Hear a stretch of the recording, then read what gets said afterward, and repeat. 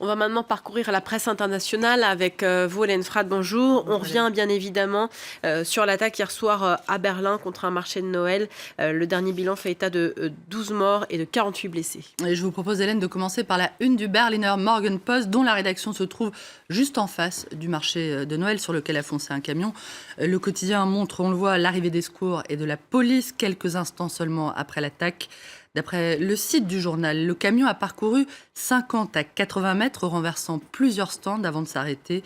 Le Berliner Morgenpost affirme que l'individu qui a été retrouvé mort dans le camion côté passager est de nationalité polonaise et qu'il s'agit probablement du chauffeur auquel aurait été subtilisé le véhicule immatriculé en Pologne et dont le patron a déclaré que ce camion revenait d'Italie et devait déposer son chargement à Berlin avant de repartir vers la Pologne. L'homme qui est suspecté d'avoir foncé sur la foule a été arrêté, lui, par la police, selon Die Welt, et qui affirme que cet individu pourrait être un réfugié d'origine pakistanaise. Le quotidien souligne aussi que plusieurs signes pointaient le risque d'attentat contre un marché de Noël depuis plusieurs jours.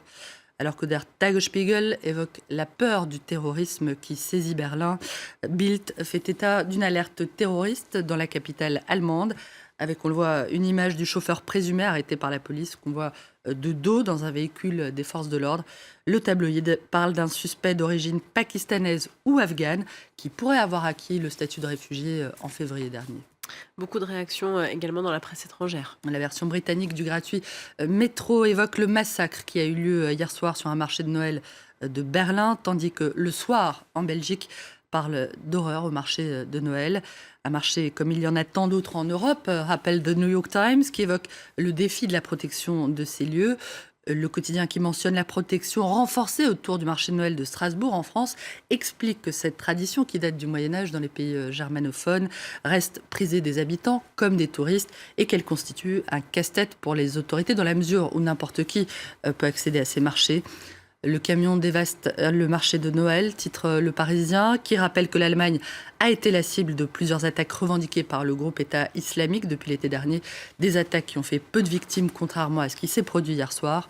L'horreur au cœur de Berlin, écrit Le Figaro, qui relève que si cette piste se confirmait, les terroristes ne pouvaient pas choisir d'endroit plus marquant pour signifier à l'Allemagne qu'ils sont en guerre contre elle. L'attaque ayant eu lieu au pied de l'église du Souvenir, qui a été transformée en lieu de mémoire de la Seconde Guerre mondiale. Si l'acte terroriste est avéré, prévient Le Figaro, l'Allemagne sera sommée de réagir face à la menace. Sa politique migratoire sera de nouveau sous le feu des critiques, je cite, à quelques mois des élections législatives prévues en septembre prochain. L'impact politique d'un tel événement se fera évidemment ressentir. Et ici en France, bien sûr, tout le monde a en mémoire l'attaque du 14 juillet dernier à Nice qui s'était déroulée dans des circonstances similaires. Comme Nice, la capitale allemande a été frappée par une terrible attaque, rappelle Nice Matin, qui parle, on le voit, de cauchemar à Berlin. Ça ressemblait à un remake de Nice, a déclaré le rédacteur en chef de Bild, cité par le site de l'Obs, qui rappelle que l'attentat du 14 juillet dernier avait été revendiqué par l'organisation État islamique et avait fait 86 morts et plus de 400 blessés.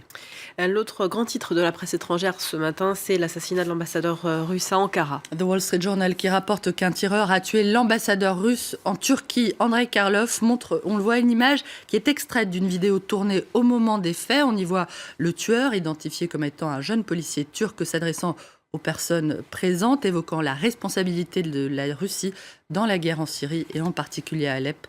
Et c'est encore lui qu'on aperçoit à la une de la version anglophone d'Hurriyet, qui rappelle que cet assassinat s'est produit quelques heures après que le Conseil de sécurité de l'ONU a voté à l'unanimité une résolution portant sur l'envoi d'observateurs en Syrie et quelques jours seulement avant la rencontre prévue la semaine prochaine à Moscou entre la Turquie, l'Iran et la Russie pour parler de l'avenir du pays.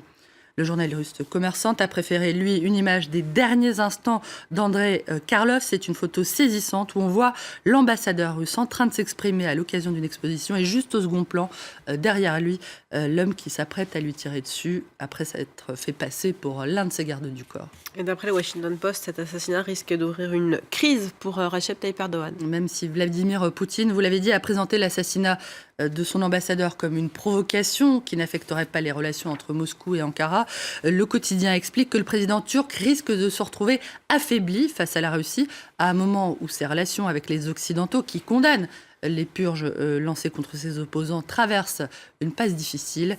alors que les répercussions de cet assassinat sur la relation russo-turque restent difficiles à mesurer. Slate met en garde contre les raccourcis historiques et les comparaisons déplacées.